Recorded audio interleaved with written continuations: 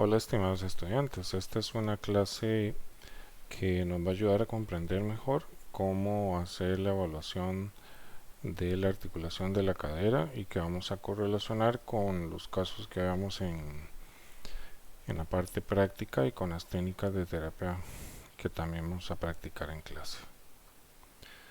Bueno, recuerden los pasos de la evaluación. Empezando con historia, algunos puntos importantes es que por ejemplo, las displasias congénitas de cadera son más frecuentes en niñas. Entonces, si nos topamos con alguna niña que tenga dolor de cadera, lo cual no es frecuente, ¿verdad? Y sería una bandera roja importante porque los niños no deberían de tener dolores óseos y ahí deberíamos de pensar en hacer algún diagnóstico diferencial y recurrir al médico para, para ver si incluso podría ser algo como un tumor. Eh, en el caso de los niños, vean con una incidencia de 4 a 1, se puede dar la necrosis avascular de la cabeza femoral o conocido como Legg-Calvé-Peters y se da entre las edades de los 3 y los 12 años. Y por otra parte, las fracturas que son casi que pan nuestro todos los días, fracturas de los adultos mayores en cadera, a nivel de cadera, son más frecuentes en mujeres, ¿sí? Por razones de la osteoporosis, etcétera. Entonces, estas patologías, como las tienen ustedes ahí, son relevantes, tenerlas en cuenta y tenerlas ahí en nuestra mente como puntos importantes de diagnósticos diferenciales. Aquí podemos ver una fractura del cuello del fémur y observen ustedes que la posición eh, de la cadera fracturada, en este caso la cadera izquierda, eh, se ubica en una rotación externa y hay un acortamiento de la longitud. Esto es porque si ustedes tienen que atender a una persona que acaba de sufrir una fractura de cadera, estos signos les pueden ayudar a determinar que así es y entonces no pondrían a este paciente a que intente pararse o que intente caminar. Son signos relevantes.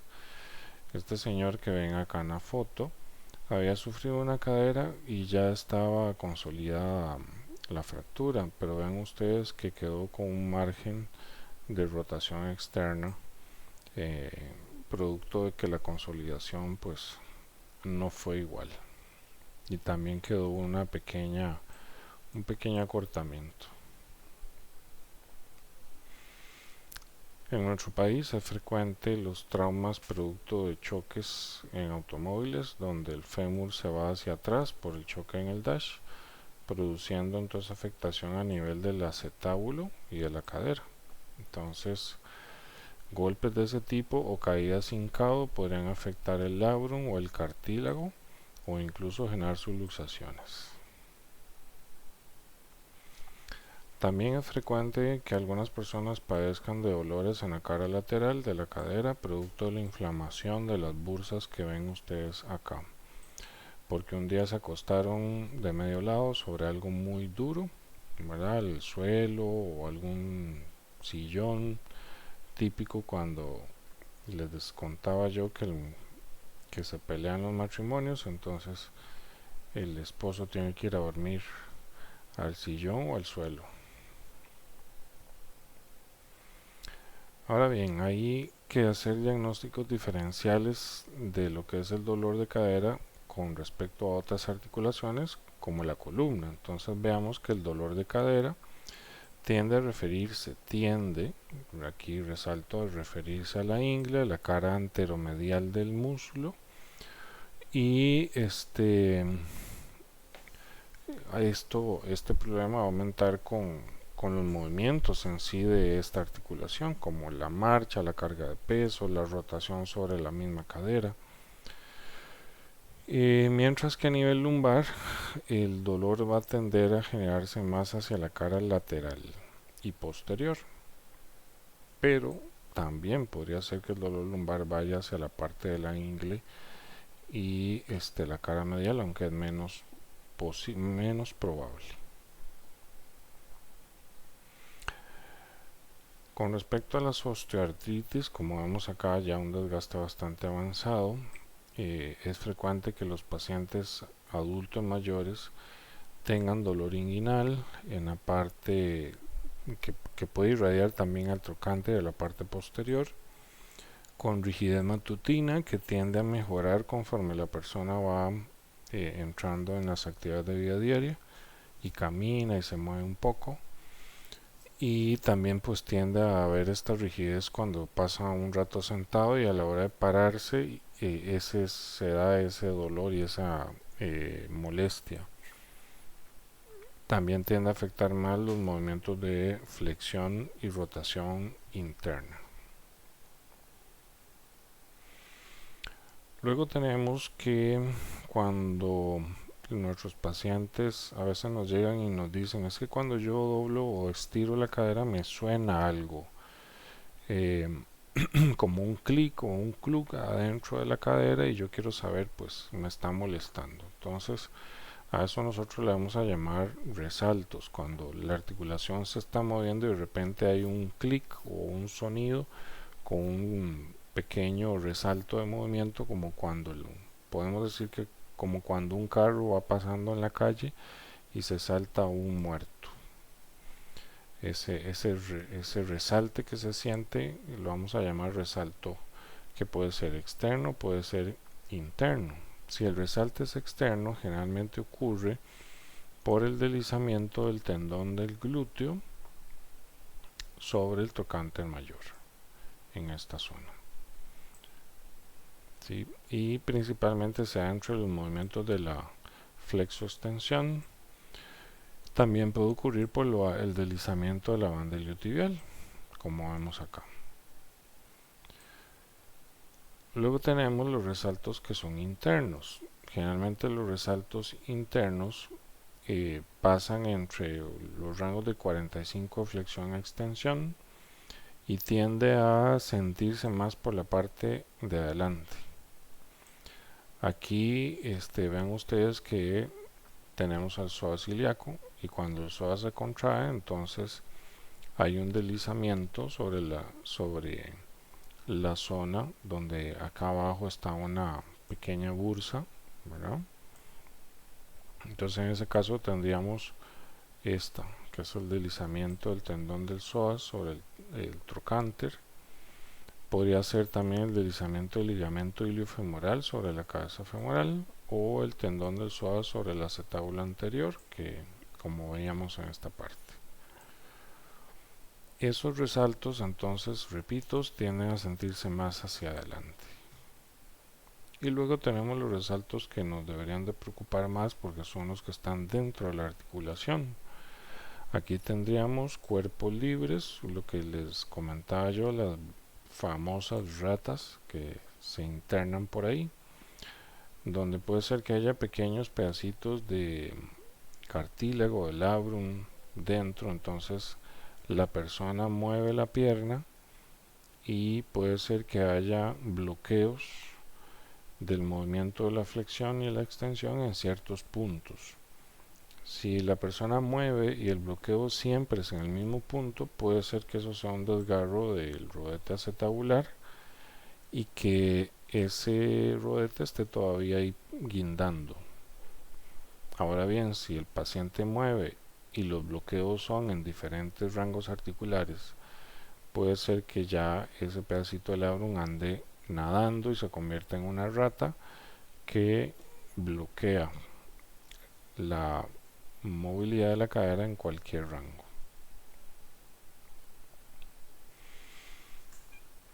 Con respecto al síndrome del piriforme, recordemos que hay personas que tienen variantes de la salida del piriforme, de la salida del nervio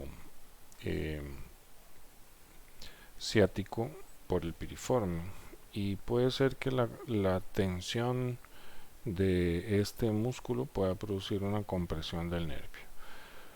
Travel y Simon grafican los puntos gatillo 1 y 2 para el piriforme en la zona de inserción y en la zona de origen del músculo. Eso no quiere decir que no aparezcan en otras zonas medias, pero estos son los puntos que son generalmente más frecuentes. Vean que esto se podría confundir con una ciatalgia o incluso con una sacroileitis. Entonces es relevante valorar en este caso cómo está eh, la rotación externa de la cadera y qué pasa cuando hacemos la rotación interna y estiramos el músculo. Puede ser que haya alguna limitación por el acortamiento del mismo. En este caso, entonces, hacer un buen diagnóstico nos va a ayudar si son puntos gatillo o no. Será importante hacer test como el squat unipodal o pedirle al paciente que se pare y haga una pequeña flexión de la rodilla y cadera en posición de pie sobre una cadera para ver cómo se comporta la cadena de la cadera, la rodilla y el tobillo y cómo está el balance. Sobre todo notar cómo está la estabilidad del glúteo medio, la estabilidad de la rodilla y la estabilidad del pie. Observar también los volúmenes. Este era un caso de un paciente que tenía un edema. Como vemos, toda su pierna izquierda está con aumento de volumen.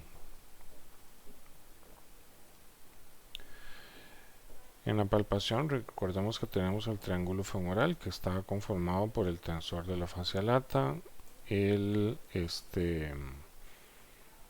sartorio, y en la parte medial tendríamos acá entonces el recto femoral. Y por las siglas NAVE, entonces podríamos sacar que en la zona media inguinal teníamos el nervio femoral, a la arteria femoral y a la vena femoral, en ese orden. Y entonces ahí podemos palpar el pulso. Recordemos que pues el nervio ciático en la mayoría de las personas sale por debajo del piriforme, pero hay variantes que pueden salir por encima o en medio del piriforme. Y como vemos acá, tiende a volver a ser visible más o menos en el tercio medio del muslo posterior entre los isquiotibiales. Aquí pues no me voy a tener, esto lo vimos en clase, que es la palpación de la espina isquiática, el vientre de los músculos isquiotibiales. Recordemos que por medial están el semitendinoso y el semimembranoso, y por lateral el bíceps.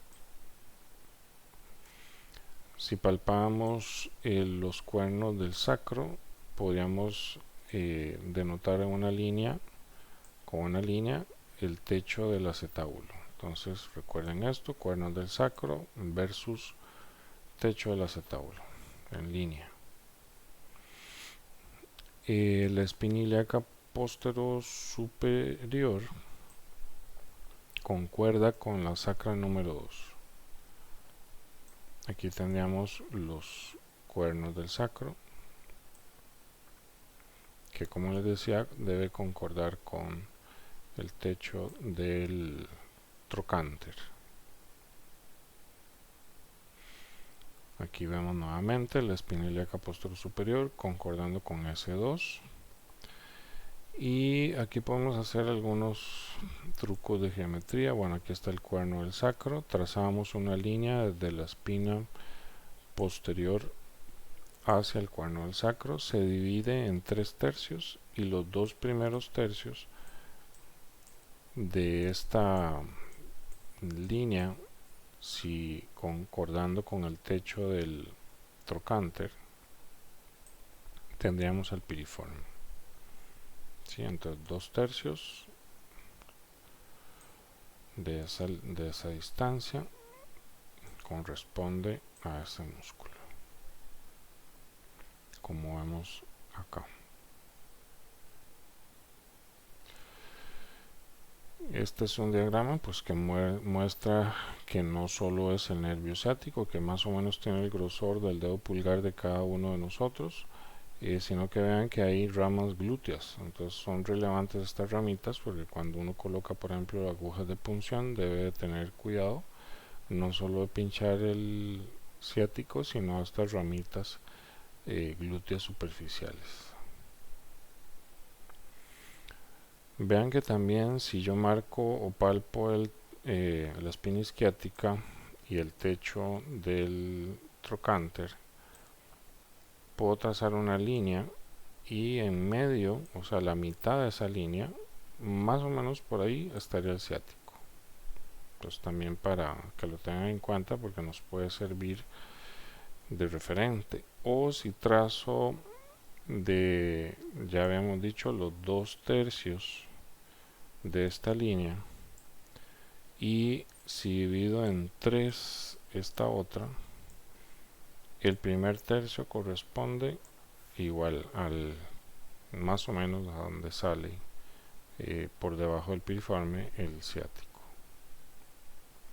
Entonces ven acá, aquí en azul sería esto, el nervio ciático, y como ese punto amarillo sería irrelevante. Bueno, aquí se notan algunos de los diagramas de puntos gatillo que corresponden al glúteo mayor. Vean que el piriforme tiene un mapa de irradiación de dolor que podría interpretarse como una ciatalgia, pero las ciatalgias, cabe mencionar, que tienden a afectar por debajo de la rodilla, mientras que el piriforme se tiende a quedar en su dolor por encima de la rodilla, en la parte posterior.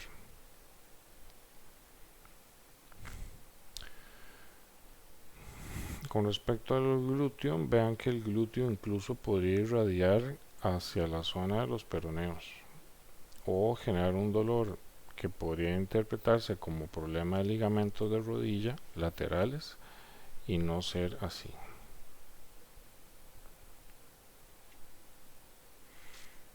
Bueno, esto es anatomía, vamos a pasarlo rápido para que ustedes lo repasen en casa. Ven que el psoas, puntos gatillo del psoas pueden interpretarse como un dolor de cadera y el paciente cree que es un problema articular, pero es un punto gatillo, o podrían irradiar a columna y producir lumbalgias.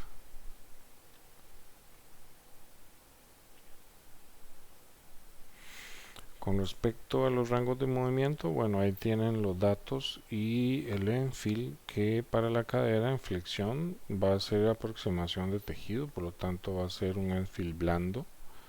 La extensión, hay tensión, por lo tanto es firme. Igual para la ABD.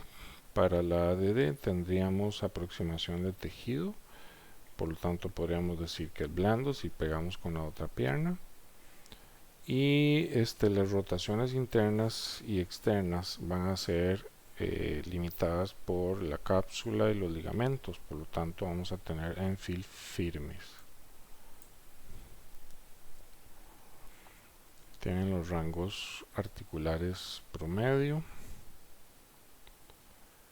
Y vean que en los patrones capsulares de la cadera el rango de movimiento que más va a afectarse es la rotación interna, a diferencia del hombro, que si ustedes recuerdan habíamos dicho que en el hombro el patrón capsular afectaba más la rotación externa del hombro.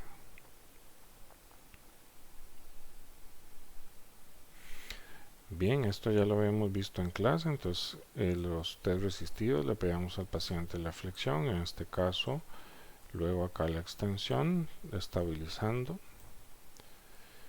y la aducción y la ADD, las rotaciones internas y externas. Y en la evaluación metamérica tenemos acá los miotomas y los puntos dermatómicos. Importante entonces, vean que L1 se encuentra en el tercio proximal, L2 se encuentra en el tercio medio, ambos en la cara anterior. L3 corresponde al cóndilo femoral medial. L4 corresponde al malleolo medial. L5 al dorso del tercer dedo. S1 al malleolo lateral. S2 a la zona poplitea. S3 a la espina isquiática. Y S4 y S5 a la zona perianal. Entonces, si nosotros podemos hacer los test de sensibilidad tocando estos puntos y preguntándole al paciente si logra sentir. Si el paciente dijera que no logra sentir, entonces nosotros podríamos correlacionar con alguna lesión de ese segmento. Ahí tienen los movimientos que se producen entonces por cada miotoma. Y dolor de cadera nos puede irradiar a rodilla o a tobillo, o podría irradiar incluso a la zona sacra o a la zona ilíaca y lumbar. Vean qué interesante que tenemos nervios raquídeos que salen de T2L1 en la charnela T2L1, y vean que esos nervios hay uno que se viene por delante y corresponde a un dolor mucho en la ingle, entonces que puede interpretarse como un dolor producto de un problema de la cadera cuando es una zona de T12L1. El nervio 3 que vemos por acá irradiaría más hacia lateral, dando un diagnóstico posible de que podría confundirse con una inflamación de la bursa trocantérica. Y 2 tiende a irradiar más a la zona de la parte posterior del ilíaco, que incluso podría confundirse con una sacroiliitis.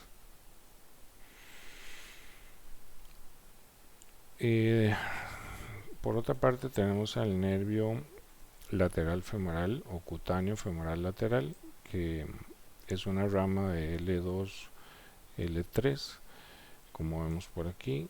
Este nervio pasa cerquita de la espina ilíaca anterosuperior y puede compresionarse, por ejemplo, por usar jeans o fajas muy apretadas, o las personas que trabajan recostadas, por ejemplo, lavando platos en piletas, podrían generar presión en esta zona, y eso puede generar lo que se llama la meralgia parestésica.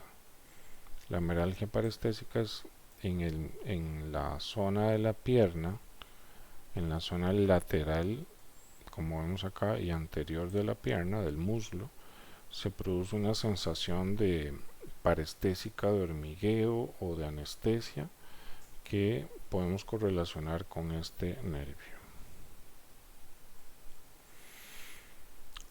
Bueno, aquí tienen datos de sensibilidad, especificidad de test. Ahí tienen los test de Enfield, que ya vimos en clase, el test del golpe del talón, el hip scope,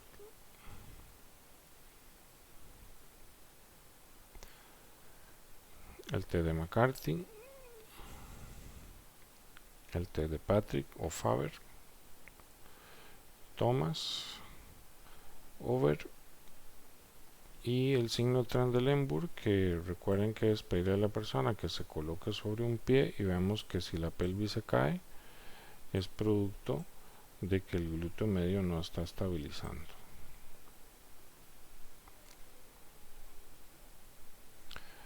Los test de longitud, que era desde la espina ilíaca anterosuperior al malleolo medial.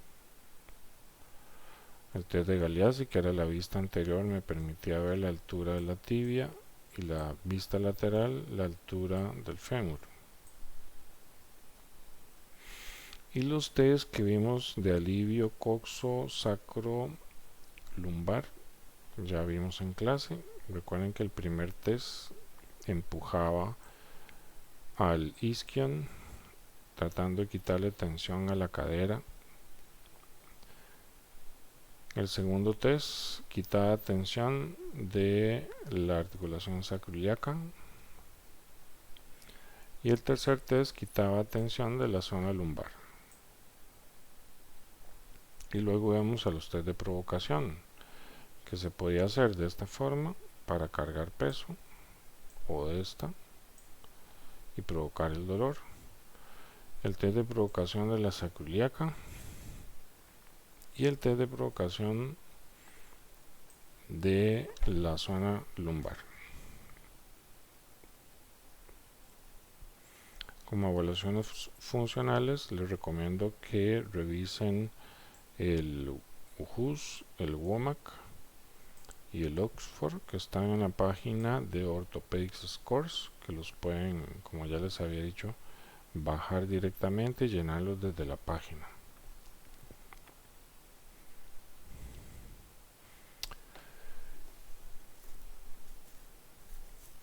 Y bueno, como lectura adicional, ahí les puedo dejar que lean estos hallazgos de resonancias magnéticas que se hizo en jugadores de rugby, que son estos mastodontes grandísimos, en balletistas o bailarinas, y en personas con digamos edad avanzada,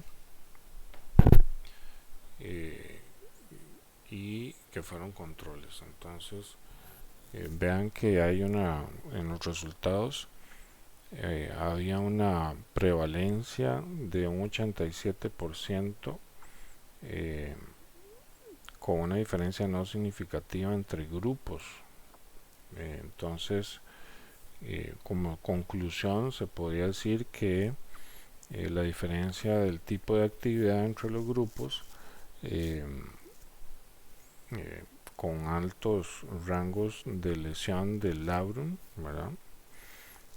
Y del cartílago, de pérdida de cartílago, se cuestionaba entonces el rol que tiene el deporte en el desarrollo de estos hallazgos relacionados con síntomas que presentaban estas personas. Pero sí se encontraba, por ejemplo, una focalización o un incremento en la tensión de la cápsula superior en las balletistas, que podría ser una adaptación a los rangos extremos que producían estas bailarinas. Es interesante este articulito. Y luego pues tenemos ahí algo de imagenología. Vean ustedes que esto es una imagen de un niño, porque no se ha formado el acetábulo y no ha sellado el núcleo de la cabeza femoral con el cuello, no está formado. Entonces hay, como ven ustedes acá, unas líneas que marcan los radiólogos para hacer ciertas mediciones. Tenemos la línea del Gereiner, que es esa línea roja. Luego tenemos la línea de Perkins, y donde se cruzan ambas líneas vamos a tener 4 cuadrantes, que estaría este cuadrante, este cuadrante, este cuadrante y este cuadrante. Y vean que entonces la cabeza del fémur tiene que estar en el cuadrante inferior medial. ¿Sí? Entonces para eso nos sirve esto, porque vean ustedes aquí, esta sería la línea del Gereiner, esta sería la línea de Perkins, que forman los 4 cuadrantes, y vean que la cadera, esta cadera está dentro de lo normal porque está en el cuadrante inferior medial, pero esta otra está en el cuadrante lateral superior. Entonces esto sería una luxación completa de cadera. Esto que ven aquí sería el acetábulo. Entonces la cadera se salió completamente en el caso de este paciente pediátrico.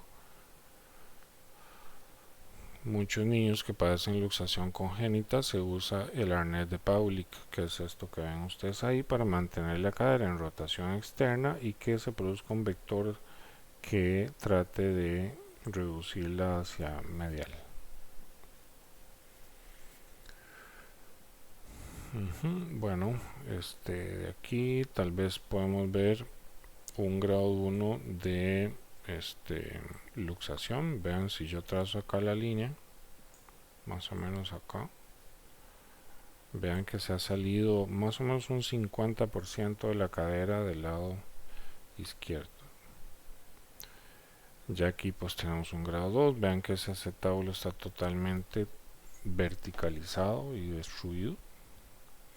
Y ya pues cosas como estas, me imagino el dolor que puede haber en esto, y si es funcional, que no creo, hasta ya un impacto completo como esto sobre hueso con hueso, lo cual pues ya ahí no habría funcionalidad posiblemente y mucho dolor. Esto es una necrosis avascular, como ven no creció correctamente, vemos que todavía están los núcleos de crecimiento, entonces esto sería la pelvis de un niño.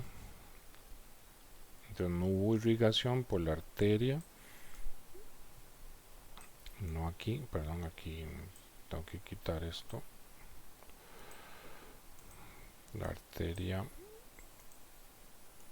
y entonces no hubo irrigación correcta de la cabeza y se produce esto. Otra luxación, como vemos acá, y listo.